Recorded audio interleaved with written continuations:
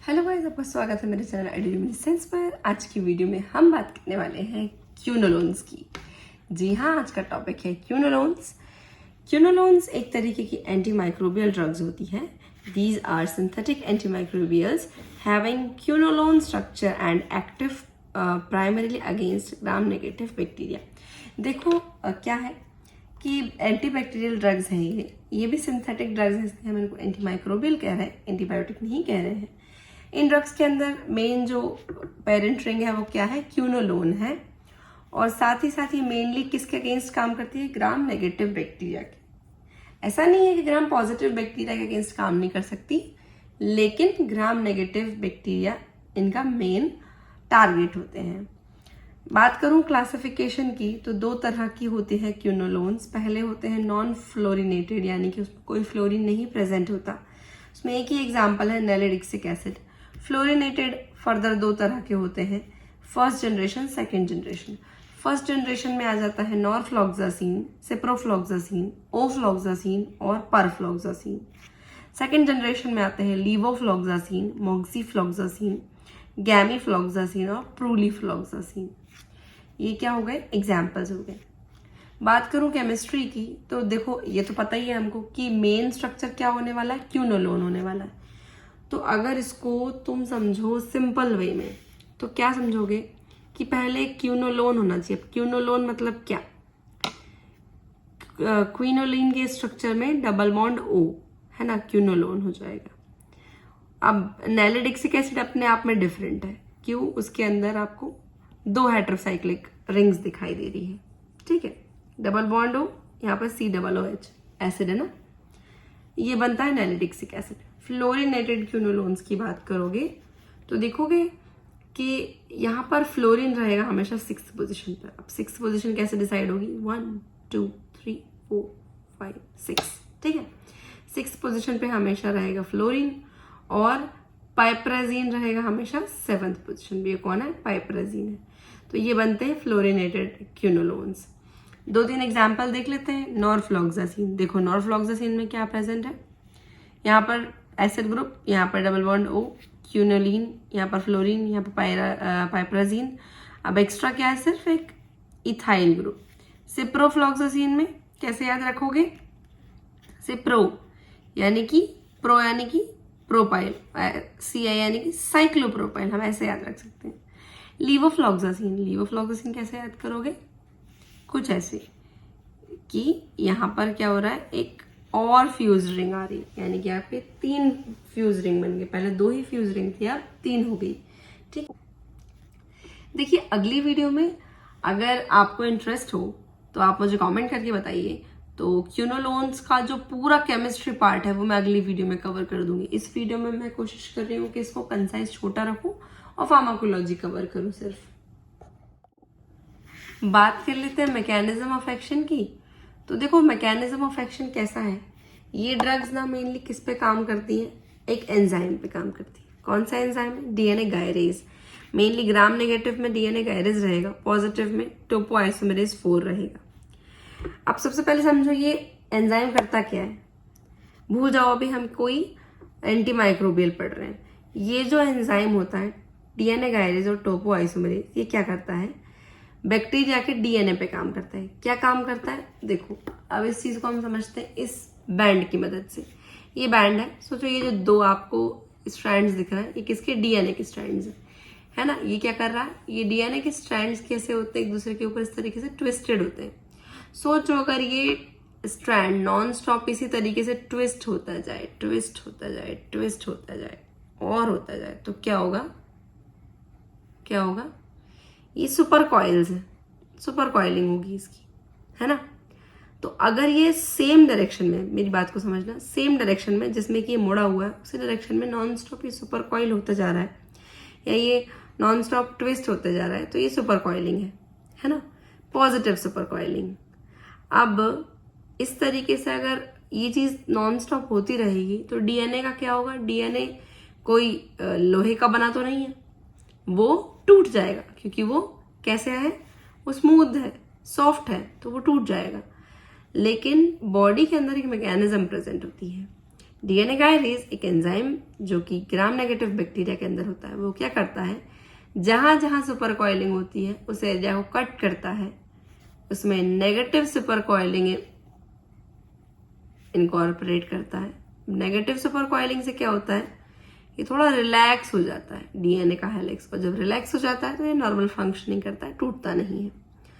और ये जहां से हमने कट किया था वहां से रीसीलिंग का काम भी यही एंजाइम कर देता है। तो यानी कि डीएनए गायरेज और टोपोआइसोमरेज वो एंजाइम है जो कि पॉजिटिव सुपर कॉइलिंग किए हुए डीएनए को कट करके उसमें नेगेटिव सुपर कॉइलिंग इनकॉर्पोरेट करता है, उसको रिलैक्स करता है और उसको उसके कटे हुए एजेस को रीसील करता है। तो इससे क्या होता है, डीएनए की उम्र लंबी हो जाती है, बस सीधी बात में। तो हमारी जो ड्रग्स होती हैं क्यूनोलोन्स, वो इन एंजाइम्स को ही इनहिबिट कर देती है। तो इससे क्या होता है, डीएनए के अंदर पॉजिटिव सुपर कॉइलिंग बढ़ जाती है, बढ़ जाती है, बढ़ जाती है, और लास्ट में डीएनए का ब्रेक डाउन हो जाता है। अब जैसे कि मैंने इस चीज को इस डायग्राम में बताया, सर्कुलर प्लाज्मिड है, डीएनए है बैक्टीरिया के अंदर, उसमें क्या होगा, इस तरीके से सुपर कॉइलिंग हो रही है, देखो है ना, मतलब एक दूसरे के बहुत क्लोज पास बने, यानी कि इनके बीच में क्या हो रहा है, एक टेंशन जनरेट हो रहा है।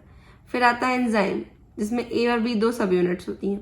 ए सब यूनिट का काम होता है कटिंग और रीसीलिंग का, बी सब यूनिट का काम होता है ये रिलैक्सेशन का, नेगेटिव सुपर कॉइलिंग इनकॉर्पोरेट करने का। ये एंजाइम कौन है, डीएनए गायरेज, और in case of gram positive ये है टोपोआइसोमरेज। हमारी ड्रग्स आई कौन, क्यूनोलोन्स। इन्होंने क्या किया, ए सब यूनिट पे बाइंड हुई, मेनली ए सब यूनिट पे बाइंड हुई और इस पूरे एंजाइम के एक्शन को ही रोक दिया। तो कोई नेगेटिव सुपर कॉइलिंग नहीं हुई, कोई रिलैक्सेशन नहीं हुआ।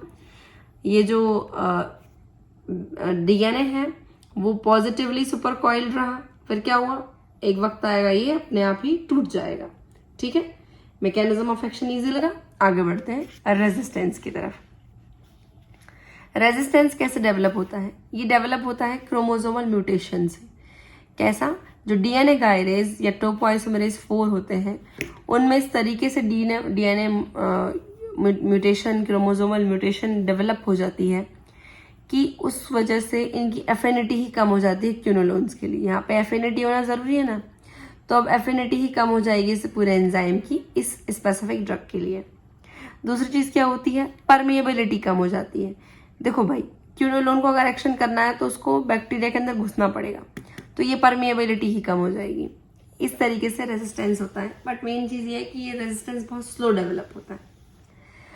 एक आध ड्रग के बारे में डिटेल में जान लेते हैं, जैसे कि सिप्रोफ्लॉक्सासिन सबसे ज्यादा यूज होती है। सबसे ज्यादा ससेप्टेबल किसके लिए है, ये एरोबिक ग्राम नेगेटिव बैसिलाई के लिए, स्पेशली एंटेरो बैक्टीरियासी और निसेरिया के लिए। इसके अलावा बहुत सारे टारगेट हैं इसके, मैंने यहाँ पे मेंशन नहीं किए, बुक पढ़ोगे आप तो आपको मिल ही जाएंगे। बाकी नेक्स्ट बात करते हैं फार्माकोकाइनेटिक्स की। फार्माकोकाइनेटिक्स में क्या क्या, एब्जॉर्प्शन, रैपिडली एब्जॉर्ब होती है ओरल रूट से। फूड जो है इसके एब्जॉर्प्शन को डिले कर सकता है, फर्स्ट पास मेटाबॉलिज्म हो जाता है इस ड्रग का। कॉन्सेंट्रेट हो जाती है लंग्स में, स्पुटम में, मसल्स में, प्रोस्टेट में और फेगोसाइट्स में।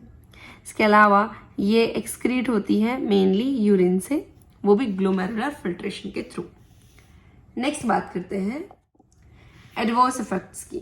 देखो भाई, एडवर्स इफेक्ट्स की मैं बात करूं तो ये ड्रग एक तरीके से अच्छा सेफ्टी रिकॉर्ड रखती है, यानी कि इसमें ऐसी कोई दिक्कत है नहीं साइड इफेक्ट वाली। पर कुछ मेन साइड इफेक्ट इसके क्या हो सकते हैं, गैस्ट्रोइंटेस्टाइनल केस में नोसिया, वोमिटिंग, एनोरेक्सिया। सीएनएस की बात करूं तो डिजीनेस, हेडेक, एंजाइटी। और हाइपर सेंसिटिविटी रिएक्शंस की बात करूं तो रैशेज, प्रोराइटिस और अर्टिकेरिया। और अदर की बात करूं तो टेंडनाइटिस। इतने इसके साइड इफेक्ट हैं। टेंडनाइटिस याद रख लो, हर कभी पूछा जाता है, यहाँ तक कि आपके जीपैट के एग्जाम में भी पूछ सकते हैं।